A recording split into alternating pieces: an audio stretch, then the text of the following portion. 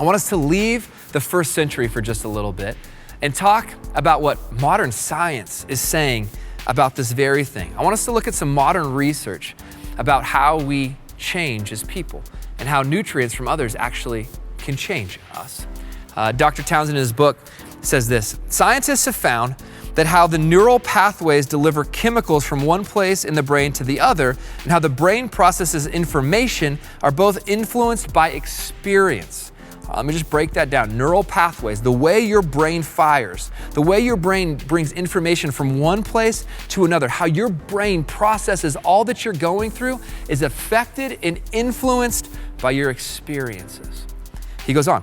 We now know that when an individual has a highly negative experience, they have both an objective memory and a subjective memory of the experience. Hang with me.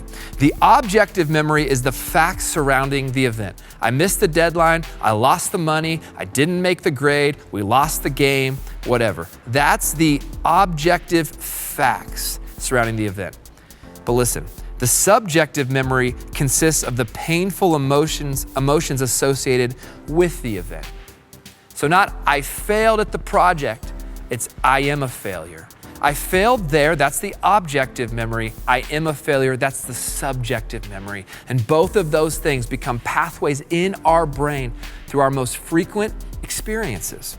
These emotions can demoralize and defeat that individual and keep them stuck, unable to move on. Look, our neural pathways become fixed on one type of thought process through one type of experience, and we get stuck. Jesus offered these nutrients to other people, and it changed them. And when we offer those nutrients, it can quite literally rewire the brain of the people we're around. And when we receive these types of nutrients from others, these types of experiences foundationally different than most experiences throughout our life, it rewires our brain. Here's how I've been thinking about it recently.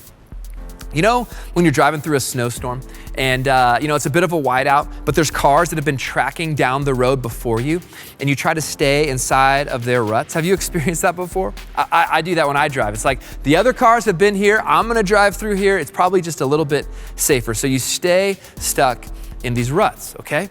Our neural pathways in our brains are kind of like that.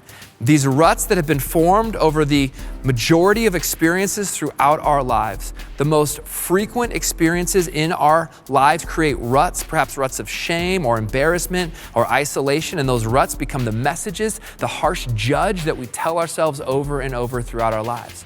Now, perhaps in a snowstorm though, you've decided, I'm gonna cut a new path. And so you get out of the ruts and you get into the fluffy stuff and it feels a little uncomfortable, right? Maybe you slide around a little bit more, but you're creating a new path.